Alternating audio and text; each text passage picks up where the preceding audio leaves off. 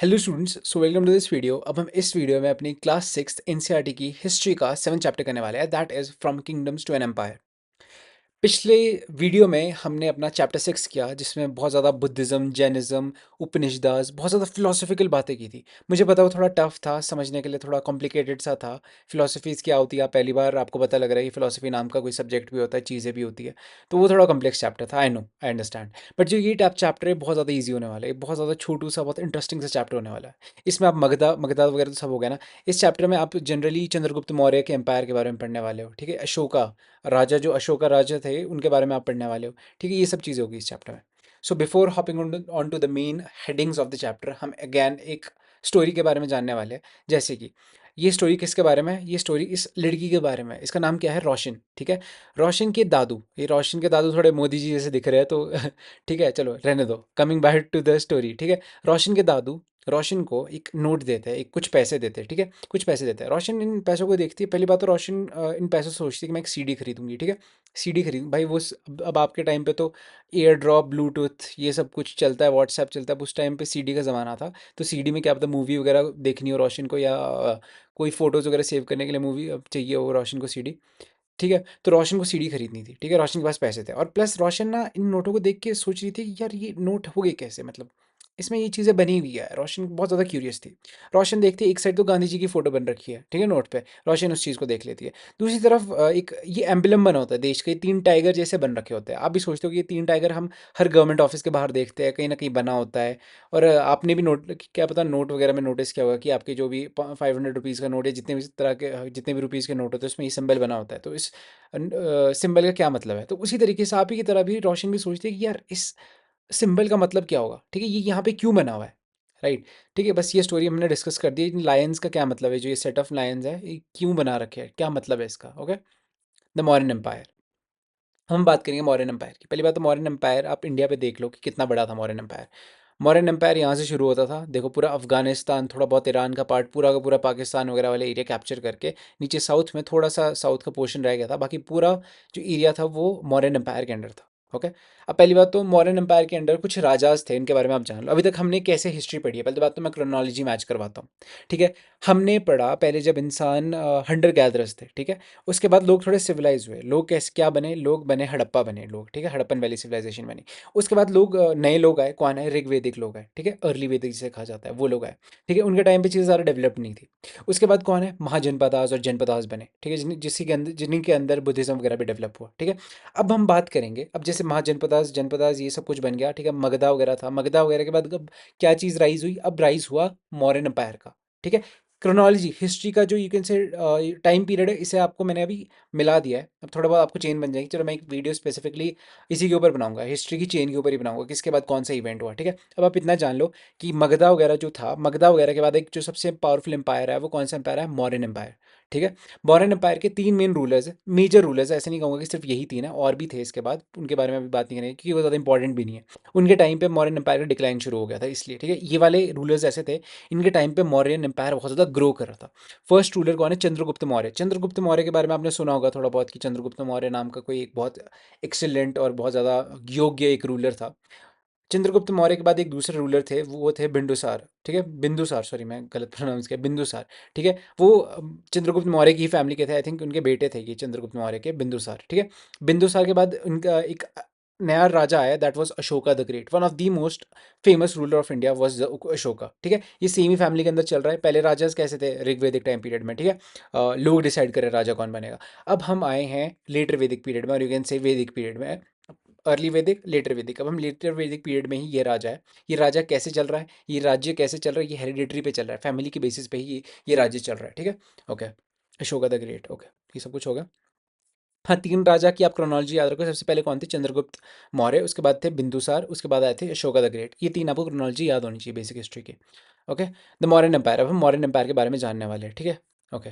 The lion on the note and the coins, अभी जो ये लायन है अब हम इसके बारे में पढ़ेंगे, ये लायन की क्या हिस्ट्री है, और ये कब से, ये मतलब ये कब इन्वेंट हुआ था, कब ये डिज़ाइन हुआ था ये लायन, ठीक है। क्या ये 1947 में डिज़ाइन किया था ये लायन? आपके मन में भी क्वेश्चन होगा कि आज़ादी के बाद इस लायन को डिज़ाइन किया गया था कि हम हर नोट में छापेंगे, कि ये और भी पुराना था? अब हम जानेंगे, ठीक है, ओके।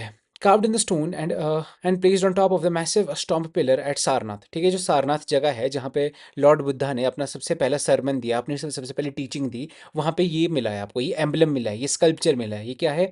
ये जो पत्थर में ये नक्काशियाँ की गई है और इसको बनाया गया है। ठीक है, पत्थर में ये डिज़ाइन बनाई गई है, पत्थर में ही ये शेर बनाए गए हैं। ठीक है, ओके। अब ये कहाँ मिला है? ये सारनाथ में मिला है। सारनाथ में भी किस फॉर्म में मिला है? पहले तो एक बहुत बड़ा लंबा जैसा पिलर था। ठीक है, उस पिलर के टॉप में इसको, इस एम्बलम को रखा गया था, इन तीन शेरों को रखा जाता था। ठीक है, associated with Ashoka renowned ruler in history. अब जो ये यू कैन से एम्बलम है और ये जो ये स्कल्पचर है, ठीक है, स्कल्पचर किसका? पत्थर का जो स्कल्पचर है इसमें तीन लाइन बने, ये अशोका के साथ यू कैन से इसे सिंबलाइज किया जाता था। कहा जाता था कि भाई ये अशोक, मतलब this was symbol of Ashokan rule. ठीक है, अशोका को के रूल को ये सिंबलाइज करता था। ठीक है, Ashokan inscriptions, inscriptions were carved on the pillars. जो अशोका के पिलर्स वगैरह होते थे जो अशोका ने बनाए। देखो, अशोका की एक फिलोसफी थी, अशोका काफ़ी अलग रूलर थे। ठीक है, अशोका ने पहली बार क्या किया था, अशोका ने अलग अलग जगह पे पिलर्स वगैरह बनाए थे। पिलर्स क्यों बनाए थे? पिलर्स में उन्होंने कई चीज़ें लिखी थी। कई चीज़ें क्या लिखी थी भाई? मेरे की किस तरीके के रूल्स वगैरह होने चाहिए, किस तरह से लोगों को बिहेव करना चाहिए, संदेश वगैरह, मान लो कोई ऑर्डर्स आए अशोका के, वो सारे कहाँ लिखे जाते थे? इन पिलर्स पे लिखे जाते थे, पत्थरों पे लिखे जाते थे, इंस्क्राइब किए जाते थे। ठीक है, inscriptions were carved on the pillars and the rock surface. ठीक है, इंस्क्रिप्शंस कहाँ? कार्व्ड पिलर्स और रॉक्स पे लिखे जाते थे। ठीक है, highlighting the Ashoka's reign and governance. इसमें क्या होता था? अशोका के राइन और गवर्नेंस वगैरह के बारे में लिखा होता था। मतलब अशोका के टाइम पे कैसी चीज़ें थी, कैसे रूलर्स थे, मतलब कैसे अशोका के टाइम पे किस तरीके से एडमिनिस्ट्रेशन चलता था, कैसे काम चलता था, कैसे ट्रांसपोर्टेशन वगैरह होता था, ये सब इन पिलर्स में लिखा होता था। ठीक है, Ashoka's empire founded by the Chandragupta Maurya over 2300 years ago. मैंने आपको बता दिया सबसे पहले रूलर कौन थे, किसने फाइंड किया था पहली बात मौर्यन एम्पायर? चंद्रगुप्त मौर्य ने। ठीक है, चंद्रगुप्त मौर्य ने पहली बार इसको फाइंड किया था मगधा के बाद। मगधा को हरा के इन्होंने Ashoka you can say Chandragupta, wait, Mauryan empire settle किया था। ठीक है, पहले मगधा था, मगधा को हराया गया, मगधा के हराने के बाद मौर्यन एम्पायर इस्टेब्लिश किया गया। ठीक है, अब ये मौर्यन एम्पायर इस्टेब्लिश करने के पीछे एक और भाई साहब थे जिनका बहुत बड़ा हाथ था, जिनका नाम है चाणक्य और कौटिल्य।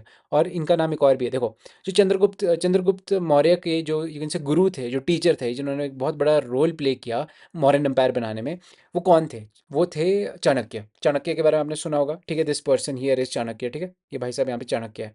ठीक है, चाणक्य के दो नाम और है। ठीक है, एक तो इन्हें चाणक्य के नाम से जाना जाता है, दूसरा इन्हें कौटिल्य के नाम से जाना जाता है, तीसरा नाम इनके लिए है Vishnugupta, I think, as far as I remember. Vishnugupta क्यों? ये लॉर्ड विष्णु के बहुत बड़े भक्त थे इसलिए।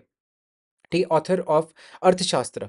अर्थशास्त्र एक बहुत बहुत ज़्यादा इंपॉर्टेंट बुक है। It is kind of Indian, उस टाइम की इंडियन पॉलिटी, मतलब उस टाइम पे किस तरीके का गवर्नेंस एडमिनिस्ट्रेशन चलता था, वो अर्थशास्त्र में अच्छे से लिख रखा था। ठीक है, सिटीज़ इन द एम्पायर, उस टाइम की जो मेजर सिटीज़ थी मौर्यन एम्पायर की, उसके बारे में यहाँ लिख रखा है। की सिटीज़ कौन सी थी? पाटलिपुत्र।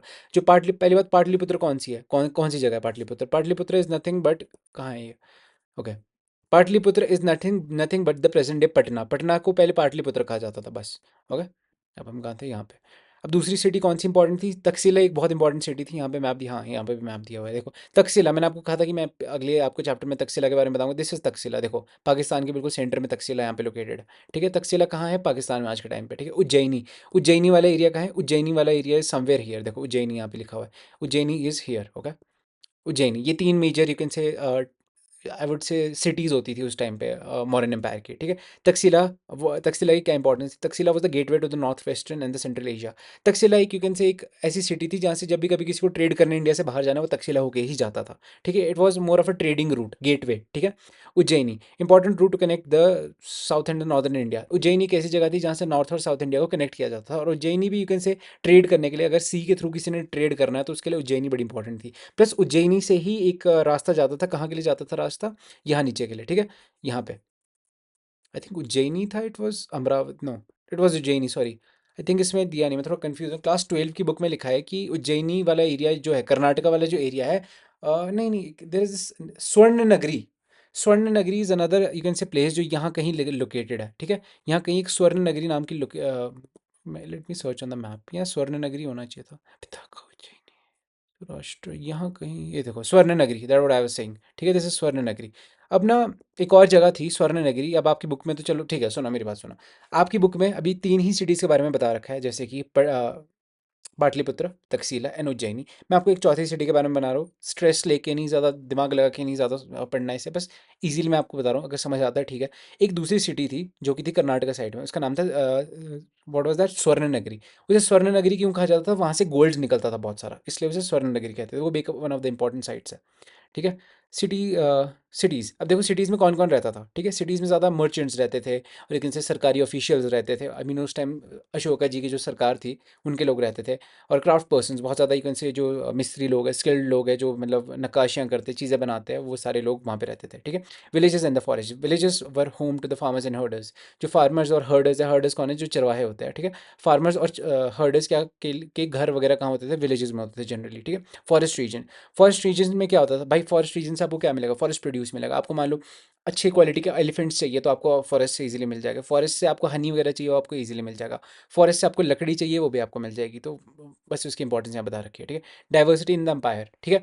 जो मॉडर्न एम्पायर था वो बहुत बहुत ज़्यादा डाइवर्स था। डाइवर्स का मतलब क्या, वहाँ पे अलग अलग लैंग्वेज बोलने वाले लोग रहते थे, अलग अलग खाना मतलब फूड हैबिट्स जिनकी मतलब अलग कुजीन थी, ठीक है, अलग फूड टाइप्स थे, वैसे लोग यहाँ पे रहते थे। And worst was the different clothes, and वो डिफरेंट क्लोथ्स। कहने का मतलब ये कि आप पटना साइड जाओगे, बिहार साइड जाओगे तो बहुत ज़्यादा मतलब यू वुड से बहुत ज़्यादा कम कपड़े लोग पहनेंगे। जैसे भाई साहब ने पहन रखा है ना, एक काइंड ऑफ शॉल टाइप डाल रखा है, नीचे धोती पहन रखी है। वैसे ही आप अगर कश्मीर साइड जाओगे भाई, वहाँ पे लोग थोड़े ज़्यादा गर्म कपड़े पहनना प्रेफर करेंगे, क्यों भाई ठंडा एरिया है। अब आप साउथ में जाओगे, वहाँ पे थोड़ा साउथ वाले एरिया में जाओगे, प्रॉपर साउथ में नहीं, थोड़ा साउथ वाले मेरे एरिया में जाओगे, वहाँ पे लोग थोड़े अलग कपड़े पहनेंगे। राजस्थान में जाओगे थोड़े अलग कपड़े पहनेंगे, ठीक है। ये कि जो कपड़ों वाली वेरिएशन है बहुत ज़्यादा थी वहाँ पे मॉडर्न एम्पायर में। ओके, और क्या, how are empires different from kingdoms. अब देखो पहली बात तो मैंने ये फोटो क्यों डाल रखी है, क्योंकि जब भी कभी मेरे को एम्पायर वर्ड सुनाई देता था, मेरे को बस रोमन रिंग्स याद आता था, क्योंकि रोमन रिंग्स द एम्पायर। चलो छोड़ो जोक्स असाइड, अब हम जाएंगे पूरे स्पेसिफिक चैप्टर पे। How are empires different from kingdoms. Empires और किंगडम्स के बीच में डिफरेंस क्या था, ये दोनों वर्ड्स है, एम्पायर सुना होगा, किंगडम सुना होगा आपने, ये दोनों अलग कैसे थे, ठीक है। Emperors needed more resources than kings, ठीक है। पहली बात, एम्पायर बड़ा होता है और जो किंगडम है वो छोटा होता है, ये बात सुन लो, ठीक है। एम्पायर एक बहुत बड़ी चीज़ है, जो किंगडम है वो बहुत छोटी चीज़ है, ठीक है। बस इतना समझ गए ना आप। Emperor need more resources than the king, मतलब एम्परर को बहुत ज़्यादा रिसोर्सेज चाहिए होते थे अपना एम्पायर कंट्रोल करने के लिए दैन द किंग, ठीक है। बिकॉज द एम्पायर ज़्यादा लार्ज दैन द किंगडम्स, जो एम्पायर है वो बहुत ज़्यादा लार्ज होते थे किंगडम से। एंड नीडेड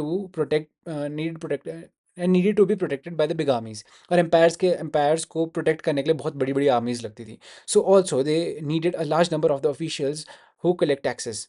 और अगर मान लो किसी को ये आई मीन अपना एम्पायर मेंटेन रखना है और इवन से इतनी बड़ी आर्मी रखनी है, तो उसको टैक्सेस वगैरह रेगुलरली कलेक्ट करने होगा। फिर टैक्सेस से पैसा आएगा, पैसे से आर्मी मेंटेन होगी और इवन से ज़्यादा प्रोटेक्शन के ऊपर ज़्यादा ध्यान दिया जाएगा। रूलिंग द एम्पायर, ठीक है। As the empire was so large, different parts were ruled differently, ठीक है। अगर इतना बड़ा एम्पायर था तो हर एक एरिया को अलग अलग तरीके से रूल किया जाता था। अब मुझे एक चीज़ बताओ, क्या पॉसिबल होता कि मान लो अशोका को अगर अशोका को अपना मान लो एडमिनिस्ट्रेशन चलाना है पूरे इंडिया का, तो वो एक ही जगह से चला सकते थे, पाटलिपुत्र से वो पूरे देश को संभाल सकते थे, कभी नहीं। तो इसीलिए अलग अलग सेंटर्स बना रखे थे, यू से अलग अलग सेंटर्स ऑफ एडमिनिस्ट्रेशन बना रखे थे। जैसे कि एक तकसीला हो गया, एक यहाँ पे अब आपका पाटलिपुत्र हो गया, एक दूसरा हो गया, जैसे अभी हम आगे पढ़ने वाले हैं इन सब के बारे में, जैसे आप उज्जैनी वगैरह के बारे में हमने पढ़ा, ठीक है। अब मुझे ये नहीं पता ना कितने चैप्टर्स क्लास सिक्स में मेंशन, मैं थोड़ा उसमें कंफ्यूज हो जाता हूँ, ठीक है। सेंट्रल कंट्रोल, पहली बात तो सेंट्रल कंट्रोल कहाँ का है, पाटलिपुत्र का बहुत ज़्यादा सेंट्रल कंट्रोल है, ठीक है। The area around the Pataliputra was directly under the emperors control. जो पाटलिपुत्र के अराउंड जो ये वाला एरिया था, ये डायरेक्ट एम्पायर कंट्रोल करता था। कौन, अशोका कंट्रोल करता था डायरेक्टली इन्हें, ठीक है। ओके, ऑफिशियल, जो ऑफिशियल थे ये सारे टैक्स वगैरह कलेक्ट कर लेते थे इसी एरिया से इजीली। किन किन से, जो इस एरिया में जितने सारे फार्मर्स रह रहे हैं, हर्डर्स रह रहे हैं, क्राफ्ट पर्सन रह रहे हैं, इनसे, ठीक है। They punished those who disobeyed the orders. मान लो जो लोग राजा के हुक्मों को नहीं मानते थे, उन्हें पनिश किया जाता था, ठीक है। Receive salaries for their work. और इन्हें से इन जो लोग हैं जो काम करते थे, यू कैन से टैक्स वगैरह करने वाले जो ऑफिशियल्स हैं, और मान लो आर्मी वाले लोग हैं, इन सबको रेगुलर सैलरीज वगैरह मिलती थी। सर्विलेंस, ठीक है। Messengers travel frequently. अब देखो मान लो आपको इतना बड़ा एम्पायर कंट्रोल करना है, तो आपको मैसेंजर्स चाहिए होंगे, ठीक है। अशोका का मैसेज तक्षशिला तक विद इन शॉर्ट टाइम में पहुंच जाए, ठीक है। और तक्षशिला से कोई मैसेज अगर वहाँ पे आना है, पाटलिपुत्र में आना है, वो भी काफ़ी ज़्यादा शॉर्ट टाइम में पहुंच जाए, ठीक है। बहुत बहुत ज़्यादा मतलब टाइम बचाने के ऊपर ज़्यादा फोकस किया जाता था, ठीक है। तो मैसेंजर्स बड़े ज़रूरी है। देखो मैसेंजर्स क्यों ज़रूरी है भाई, ताकि बढ़िया से कम्युनिकेशन एक स्ट्रॉन्ग रहे, ठीक है। मान लो तक्षशिला में कोई रिवोल्ट हो गया, राजा को पता ही नहीं है, ठीक है। तक्षशिला में कोई और ही राजा रूल कर रहा है, बेचारा जो अशोक है उनको पता ही नहीं है, ऐसा नहीं होना चाहिए ना। तो इसलिए एक प्रॉपर कम्युनिकेशन सिस्टम बनाया था, ठीक है। तक्षशिला से कोई भी मैसेज भेजना है वो आराम से पाटलिपुत्र बहुत जल्दी पहुंच जाता था। पाटलिपुत्र से कोई मैसेज अगर तक्षशिला भेजना वो ईजिली पहुंच जाता था, ठीक है। ये सब चलता रहता था। Spice monitor the officials. अब मान लो इन्होंने स्पाइस रखे होते थे, ठीक है। अब स्पाइस क्या होता है आपको पता है ना, स्पाई आपने देखी होगी मूवीज़ वगैरह में, स्पाई वगैरह होते हैं, शिनचैन वगैरह की मूवीज़ होगी स्पाई वगैरह से रिलेटेड। तो स्पाइस क्या करता है, स्पाइस जासूसी करता है। किन के ऊपर जासूसी तक सी अशोका ने जासूस रखे क्यों, स्पाइस रखे क्यों। अशोका कहते थे भाई सुनो, जो मेरे ये मिनिस्टर्स हैं ना, जो बहुत बड़े बड़े मंत्री हैं, जो काउंसिल वाले, मतलब जो जिनके पास बड़ी बहुत ज़्यादा पावर्स है, इनकी तुम जासूसी करो, देखो कहीं ये मेरे अगेंस्ट षड्यंत्र तो नहीं रच रहे। बहुत ज़्यादा प्योर हिंदी यूज़ की मैंने, मतलब क्या ये मेरी तरह मेरे अगेंस्ट साजिश तो नहीं कर रहे, मतलब कोई, मतलब मेरे अगेंस्ट कोई कॉन्स्पिरेसी तो नहीं कर रहे, क्या ये मेरे को हटाना तो नहीं चाहते, ये मेरे अगेंस्ट तो नहीं हो गए मेरे जो मिनिस्टर्स वगैरह। तो इसलिए इनके पीछे जासूस रखे होते थे। अगर मान लो पता लग गया कि भाई ये मिनिस्टर धोखा देने वाला है, तो उसी वक्त उस मिनिस्टर को हटा दो जिससे पहले मिनिस्टर को डैमेज करे, राजा को, ठीक है। इसलिए स्पाइस होते थे। स्पाइस का क्या काम है? जासूसी करना, पता करना कि भाई कुछ क्या चल रहा है, दाल में कुछ काला है कि नहीं, ठीक है। The emperor supervised with the help from the royal families and the senior ministers. देखो एम्पायर किस तरीके से अपना एम्पायर चलाता था। पहली बात तो एम्पायर को बहुत ज़्यादा लोग असिस्ट करते थे, मिनिस्टर्स होते थे बने हुए, ठीक है, बहुत सारे मिनिस्टर्स होते थे, और कुछ रॉयल फैमिली मेम्बर्स होते थे, वो भी असिस्ट करेंगे। मान लो चलो मैं अब एग्जाम्पल नहीं दूंगा, चलो बस बेसिक एग्जाम्पल लेता हूँ। मान लो कोई फैमिली मेंबर है, वो भी राजा को बता रहा है भाई आपको ऐसे ऐसे भी रूल देख लो, वो वाला गाँव आपने छोड़ दिया, इन्हें वो सजेशंस वगैरह टाइप, ठीक है। और प्लस मिनिस्टर्स तो होते ही थे, ठीक है। Provisional administration. अब हमने बात की सेंट्रल एरिया की, मतलब जो पाटलिपुत्र के अराउंड का एरिया है वो किस तरीके से एडमिनिस्टर होता था। अब हम बात करेंगे दूर वाले एरियाज़ की, ठीक है, तकसीला वगैरह की, ठीक है। प्रोविजनल प्रोविंशियल एडमिनिस्ट्रेशन के बारे में, ठीक है। Provinces ruled from the provincial capital like the Taxila and Ujjaini. जो ये प्रोविंसेस है, प्रोविंसेस को प्रोविंशियल कैपिटल्स वगैरह रूल करती थी, ठीक है। कैसे? जैसे तकसीला है, तकसीला के अराउंड का एरिया तकसीला में ही एडमिनिस्टर किया जाएगा, ठीक है। उज्जैनी के अराउंड वाला एरिया उज्जैनी में ही यू कैन से कंट्रोल किया जाएगा और एडमिनिस्टर किया जाएगा उसे उज्जैनी से ही, ठीक है। Royal princes often acted as governors. मान लो कोई राजा का बेटा है या राजा का कोई रिश्तेदार है, उसको गवर्नर भेज देते थे, बोलते थे भाई तू देख एडमिनिस्ट्रेशन पूरा उज्जैनी का। मान लो कि राजा का कोई बेटा है, राजा के बेटे को भेजते तकसीला, उसको बोला कि भाई देख तू तकसीला में जो सब कुछ हो रहा है उसका ध्यान तू देगा, ठीक है। Local customs and rules were also likely followed to some extent. अब कहने का मतलब है कुछ लोकल कस्टम्स होते होंगे, लोकल मतलब लोकल रहन सहन का तरीका है वो भी ज़रूर फॉलो किया करता होगा तकसीला में। ऐसा नहीं है कि जिस तरीके के लोग यू कैन से पाटलिपुत्र में रह रहे उसी तरीके का रहन सहन तकसीला में भी हो, बिल्कुल नहीं, बहुत अलग अलग था। जैसे हमने पिछले स्लाइड में पढ़ा कि बहुत सारा डाइवर्स एरिया था, डाइवर्स एम्पायर था ये, okay. Ruling the empire areas between the centres. अब कहने का मतलब बताऊँ क्या है, जो बाकी बीच का एरिया हम उसके बारे में पढ़ने वाले हैं इस सब हेडिंग के अंदर, ठीक है। Mauryas control the roads rivers for the transportation and resource collection. जो ये सारा एरिया नहीं है, जो बीच का एरिया, इसमें जो रोड्स बने थे, रोड्स किसके लिए? उस टाइम गाड़ियाँ थोड़ी थी, जो घोड़ा गाड़ी होती थी, लेकिन से उस टाइम जो बैल गाड़ी वगैरह होती थी उसके लिए रोड्स बनाए जाते थे। और ये हमारे को पता है रिवर्स वगैरह होती थी। रिवर्स और रोड्स का क्या काम होता था? ट्रांसपोर्टेशन। रिवर में क्या है, सीधा अपनी बोट डालो और पहुंच जाओ पाटलिपुत्र। मैं एग्जांपल दूं, मान लो आप यहाँ से आपने मथुरा से चलना है, मथुरा में आप क्या करोगे, एक बोट में बैठ जाओगे, वो बोट आपको एंड में पाटलिपुत्र पहुंचा देगी इजीली। कोई नहीं, कोई टेंशन नहीं, कोई ना आपको जानवरों को खाना खिलाना है, फ्यूल वगैरह कुछ नहीं, बस बोट डाल दो पहुंच जाओगे अपने आप ही, ठीक है। Taxes and tributes. North west में क्या होता है? Known for the blankets. अब जो नॉर्थ वेस्टर्न एरिया कौन सा? जो कश्मीर वाला एरिया, वो अपने ब्लैंकेट्स के लिए ज़्यादा जाना जाता है। ब्लैंकेट्स क्यों है भाई? कश्मीर में बकरे वगैरह, गोट्स वगैरह है, तो गोट्स के बालों से क्या बनाओगे आप? क्या बनाओगे उससे आप कंबल वगैरह बना सकते हो, ठीक है। South India renowned for the gold and the precious में मैंने आपको साउथ इंडिया में एक स्वर्ण नगरी जगह के बारे में भी पीछे एक्सप्लेन किया। स्वर्ण नगरी जगह क्यों जानी जाती थी और साउथ इंडिया क्यों जाना चाहता था? क्यों? गोल्ड के लिए। जो गोल्ड है वो साउथ इंडिया में बहुत ज़्यादा पाया जाता था, ओके। Forested regions. अब फॉरेस्टेड रीजन्स का ये जो जंगल वाला एरिया था उसकी क्या इंपॉर्टेंस थी उसमें मौर्यन एम्पायर में, ठीक है। इनहेबिटेंट्स वर लार्जली इंडिपेंडेंट। अब जितने जो लोग जंगलों में रहते थे, पहली बात तो वो इंडिपेंडेंट होते थे, वो ज़्यादा ट्रेड वगैरह नहीं करते थे, अपने जो जंगलों में उगता था उससे खुश होते थे वो, ठीक है। They expected to provide the resources like, अब देखो जो इनहेबिटेंट्स जो लोकल है, they were expected to provide some things to raja, ठीक है। राजा को वो उन्हें भी टैक्स पे करना था, पर टैक्स किस फॉर्म में पे करना पड़ता था? जो मान लो जंगल में रहने वाले ट्राइबल लोग हैं, वो क्या करेंगे? राजा को एलिफेंट्स वगैरह गिफ्ट करेंगे, एलिफेंट्स नहीं तो टिम्बर लकड़ी वगैरह गिफ्ट करेंगे, या हनी वैक्स वगैरह कुछ ऐसी ऐसी चीज़ें गिफ्ट करेंगे। Ashoka a unique ruler. अब हम अशोका के बारे में पढ़ने वाले हैं। अब most famous modern ruler was Ashoka. Ashoka के बारे में आपने बहुत सुना होगा। और पहली बात एक फन फैक्ट बताता हूँ, अशोका की जो प्रोनाउंसिएशन है वो अशोक नहीं थी कभी भी। अशोक को हमेशा अशोक कहा जाता था। Ashok was the real pronunciation of the king, ठीक है। अशोक, राजा Ashok, it's not raja Ashok, it's raja Ashok. But फिर भी हम अशोक बोलेंगे क्योंकि अब हम प्रोनाउंस करने की आदत पड़ चुकी है हमें, right. The most famous modern ruler was Ashoka, ठीक है। He was the first ruler who tried to take his message to the people through his inscriptions। Ashoka एक पहले रूलर थे जिन्होंने लोगों के बीच अपना मैसेज किस तरीके से ले गए थे? वो पत्थरों में लिख देते थे, वो इंस्क्रिप्शंस वगैरह बनवाते थे और वो रख देते थे किसी पब्लिक प्लेस में जहाँ पे लोग पढ़ पाएंगे उसे, ठीक है। इससे पहले कोई रूलर ऐसा नहीं करता था, या तो फिर जबानी जाते थे, जितने भी सारे मैसेजेस जाने होंगे, ठीक है, ओरली जाते थे, ठीक है। अपना राजा बोल देगा अपने किसी कमांडो की भाई ये मैसेज सर्कुलेट करा दो, तो फिर वो कर देता था। ऐसा नहीं होता था कहीं पे लिखा हुआ है, ठीक है, कोई साइन बोर्ड्स वगैरह टाइप नहीं होते थे। वेराज अशोका के टाइम पे साइन बोर्ड्स इंस्क्रिप्शंस बनने लग गए थे। अशोका ने पिलर्स खड़े कर दिए थे जिसमें मैसेज लिखे हुए थे। Most of the Ashoka's Ashoka's inscription were in Prakrit and were written in the Brahmi script. जो अशोका के इंस्क्रिप्शन है वो प्राकृत लैंग्वेज में लिखे जाते थे और ब्राह्मी स्क्रिप्ट का यूज़ किया जाता था। पहली बात, लैंग्वेज और स्क्रिप्ट में क्या डिफरेंस है? स्क्रिप्ट इज़ वो अक्षर जो आप लिखते हो, लिखने वाले जो अक्षर है जो आप देखते हो, वो लिखते हो, ठीक है? वो स्क्रिप्ट कही जाती है, वो जिस उसमें आप लिखते हो, ठीक है? प्राकृत इज़ द लैंग्वेज। कहने का मतलब क्या है? मैं आपको सिंपल सी लैंग्वेज में बताता हूँ। आपकी लैंग्वेज हिंदी है। जब भी कभी आप अपने फ्रेंड के साथ चैट करते हो, आप कैसे लिखते हो? अभिमताइयो, AABHIMATAAYIO, ठीक है? कहने का मतलब क्या है? स्क्रिप्ट आप कौन सी यूज़ कर रहे हो? आप ग्रीक स्क्रिप्ट यूज़ कर रहे हो, यू कैन से आप इंग्लिश वाली स्क्रिप्ट यूज़ कर रहे हो, ठीक है? लैंग्वेज आपकी क्या है? हिंदी, ठीक है? बात करने का तरीका, यू कैन से जिस जिस मोड में आप कम्युनिकेट कर रहे हो और जिस चीज़ को यूज़ करके आप कम्युनिकेट कर रहे हो, वो आपकी लैंग्वेज है। जब आप उसे लिख रहे हो, लिखने की बात हो रही है, तो तब स्क्रिप्ट काम आती है, ठीक है? लैंग्वेज में दोनों चीज़ें आती है। एक लैंग्वेज में क्या-क्या चीज़ आती है? पहली बात तो जो आप बोल रहे हो प्लस आप जो लिख रहे हो, ठीक है? ये दोनों चीज़ें साथ में आती है। स्क्रिप्ट में सिर्फ होता है लिखना, बोलने की तो बात ही नहीं है, ठीक है? थोड़ा बहुत आपको बेसिक आइडिया लग गया होगा, ठीक है? वैसे इतना डेप्थ आपके पास था नहीं, बस आप इतना याद रख रख दो कि प्राकृत लैंग्वेज थी, रिटन इन ब्राह्मी स्क्रिप्ट, ठीक है? Okay. Ashoka's war in Kalinga. अब कलिंगा कौन-सा एरिया है? पहली बात तो कलिंगा वाले एरिया जान लो, ठीक है? ये यू कैन से उड़ीसा वाले area, this area is known as Kalinga, ठीक है? Okay. Kalinga is the ancient name of the coastal Odisha. वही बात है, वो जो कोस्टल ओडिशा वाले एरिया इसको कलिंगा कहा जाता था, ठीक है? Ashoka fought a war to conquer Kalinga. Ashoka एक वॉर में लड़े, ठीक है? अशोका ने डिसाइड किया कि मैं कलिंगा कैप्चर करना है मैंने, ठीक है?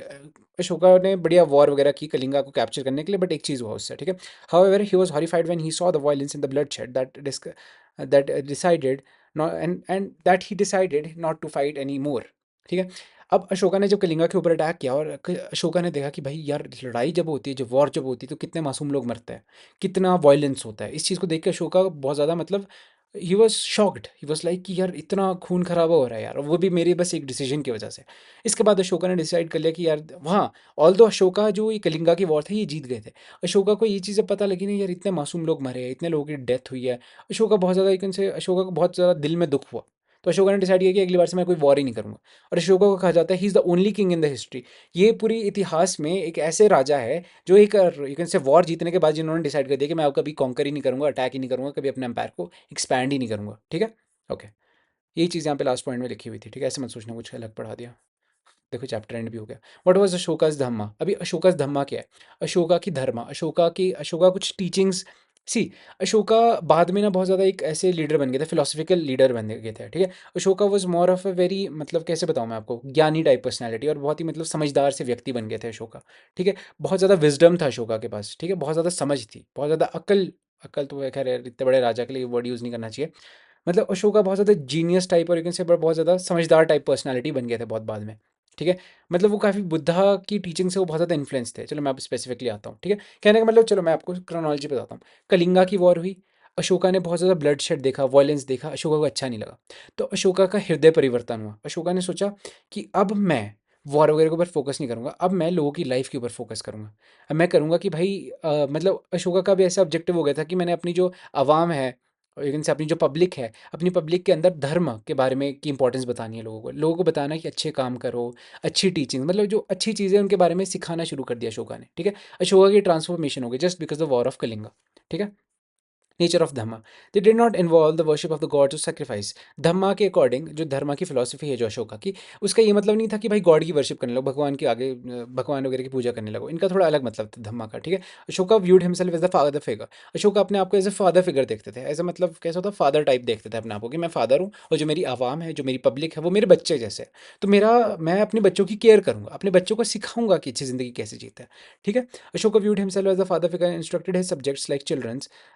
अपने जितने भी सारे चिल्ड्रंस वगैरह, अपने इन द सेंस अपने जो यू कैन से एम्पायर के जो लोग हैं उन्हें वो अपने बच्चों की तरह देखते थे अपने, ठीक है? Influence by the teachings of the Buddha. जो अशोका है वो बुद्धा की जो फिलॉसफी है, बुद्धा की जो टीचिंग है, उससे सब बहुत ज़्यादा इन्फ्लुएंस हुए होते हैं, ठीक है? Problems in the empire, empire में जो अशोकन एम्पायर है उसमें कुछ ज़्यादा प्रॉब्लम्स थी। कैसी कैसी प्रॉब्लम्स थी? Religious conflict. जो लोग हैं वो लड़ते रहते थे। क्यों लड़ते रहते थे? भाई मेरा रिलीजन अच्छा है, मेरा धर्म अच्छा है। कोई बोलता था कि नहीं भाई हिंदुइज्म अच्छा है, कोई बोलता था नहीं भाई जैनिज्म अच्छा है। तो ये सब झगड़े चले हुए थे। अशोका ने फिर बोला कि भाई कोई दिक्कत नहीं, सबका रिलीजन अच्छा है, लड़ाई नहीं करनी है। बेशक तुम लोगों की अलग अलग बिलीव्स है, तुम अलग अलग भगवानों में मानते हो, कोई बात नहीं, पर साथ में अच्छे से रहो। ये अशोका की से बिलीव था। चलो मैं अभी प्रॉब्लम्स के ऊपर ही आऊँगा, मैं सोल्यूशन भी ऐसे ही दे रहा हूँ आपको, ठीक है? Animal sacrifices. दूसरी प्रॉब्लम क्या थी एम्पायर में? भाई एनिमल सेक्रीफाइसेस हो रहे थे अभी भी, ठीक है? और वो अशोका को बिल्कुल पसंद नहीं था। अशोका वाज लाइक यार तुम क्यों इन मासूम जानवरों को मार रहे हो सेक्रीफाइस के नाम पे? फिर आज उस टाइम पे फिर भी जो सेक्रीफाइसेस है वो बहुत ज़्यादा प्रेवलेंट था among the Hindus and all, ठीक है? इल ट्रीटमेंट, जो स्लेव्स और सर्वेंट्स थे उनके साथ बहुत ज़्यादा बुरी तरीके से बिहेव किया जाता था, गुलाम को बहुत ज़्यादा बुरी तरीके से ट्रीट किया जाता था, ठीक है, सर्वेंट्स वगैरह को।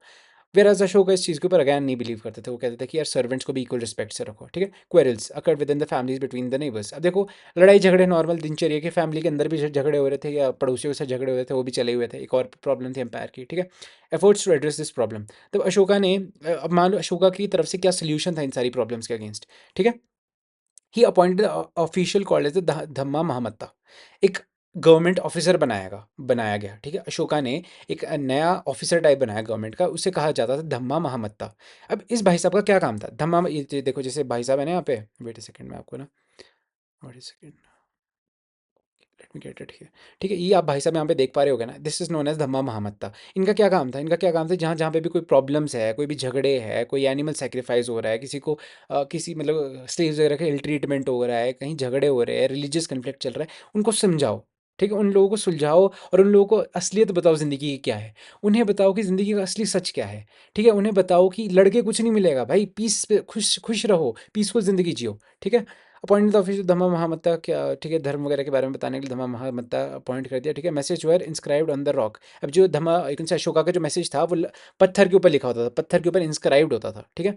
एंड पिलर्स, अब पत्थरों के ऊपर, और पिलर्स वगैरह जो मैंने आपको पहले भी बताया था उसके ऊपर लिखा होता था, with instruction for the official to read themselves to the illiterate. अब मान लो जो ऑफिशियल धम्मा महामत्ता है, इनका क्या काम होता था, मान लो कोई ऐसे लोग हैं जो पढ़ नहीं सकते हैं, ठीक है, इलिटरेट है वो, उन्हें क्या करोगे आप उनके सामने ये चीज़ पढ़ने लग जाओगे, इस पिलर में ये लिखा है कि भाई लोगों के साथ अच्छे से ट्रीट करो, ऐसे मत करो, बुरा मत करो, मान लो किसी का अलग अलग रिलीजन है तो उसको मारना नहीं है, उसको ऐसे मतलब उसको बॉयकॉट नहीं करना है, अच्छे से सबके साथ रहो एंड ऑल, ठीक है, ऐसी ऐसी चीज़ें। Okay, public work, what is this, नहीं, send messengers to spread the dhamma. अब अशोका ने क्या किया, अशोका ने जो अपने ये धम्मा महामत्ताज है और एक से अपने जो गवर्नमेंट ऑफिशियल्स है जिनका काम क्या था, धर्म के बारे में बताना, अशोका के धर्म के बारे में बताना, उनको बहुत दूर दूर भेजा, अलग अलग किंगडम्स और एम्पायर्स में भेजा। कईयों को सीरिया भेजा, इजिप्ट भेजा, ग्रीस वगैरह भेजा, श्रीलंका भेजा। श्रीलंका वगैरह क्यों भेजा, उन्हें बोला कि जाओ और वहाँ पे बताओ धर्म क्या है, उन्हें बताओ कि धर्म की क्या इंपॉर्टेंस है और धर्म क्या बताना चाहता है, ठीक है। Via his son Mahendra and the daughter Sangeeta. अब मैं क्या कहने का मतलब है, जो अशोका के सन था, सन कौन सा, अशोका के सन का क्या नाम था, Mahendra, and his daughter Sanghamitra. जो अशोका का सन और डॉटर है उन्हें भी भेजा गया था टू स्प्रेड दिस धर्मा, ठीक है। Okay, public works. अब अशोका धर्म तो अपना खरीद करते ही थे प्रोपोगेट, और अशोका और दूसरे काम क्या करते थे, he build roads, dug wells and constructed rest houses. Ashoka क्या काम था, अशोका रोड्स बनाते थे, अशोका वेल्स वगैरह बनाते, कुएं वगैरह बनाते थे जिससे पानी पिया जा सके। अशोका दूसरा क्या करते थे, रेस्ट हाउसेस वगैरह बनाते थे। अब आपको पता है इतना बड़ा एम्पायर है, ठीक है, मतलब एक तो कहाँ पर है, अफगानिस्तान के पास ईरान के साथ बॉर्डर है, और दूसरी बॉर्डर कहाँ, पाटलिपुत्र कहाँ, कितना दूर है, ठीक है। अब आपको ट्रैवल करना है इतने दूर, तो आपको बीच में कहीं ना कहीं रहना, रुकना भी तो पड़ेगा, रात काटने के लिए रुकना भी तो पड़ेगा। वो क्या होगा, कहाँ रुकोगे आप, रेस्ट हाउसेज वगैरह में रुकोगे, ठीक है। Arranged medical treatment for the humans and animals. Ashoka और बहुत अच्छा आदमी थे, इन्होंने क्या किया, इन्होंने मेडिकल ट्रीटमेंट वगैरह का इंतज़ाम किया कि भाई जो जानवर वगैरह जो बेचारे बीमार हो रहे हैं, और इवन से जो इंसान बीमार हो रहे हैं उनका इलाज हो, ऐसी ऐसी चीज़ वगैरह इन्होंने इंतज़ाम करना शुरू कर दिया था। So this is the end of the chapter. बड़ा छोटू सा चैप्टर था, बड़ा प्यारा सा चैप्टर था, बड़ा ईजी सा चैप्टर था। So thank you for watching the video. If you think this video was helpful, make sure to subscribe और like. This is a really fun thing to do. Chalo, without wasting any time, let's end this video. Bye bye, students. Thank you for watching the video. Bye bye.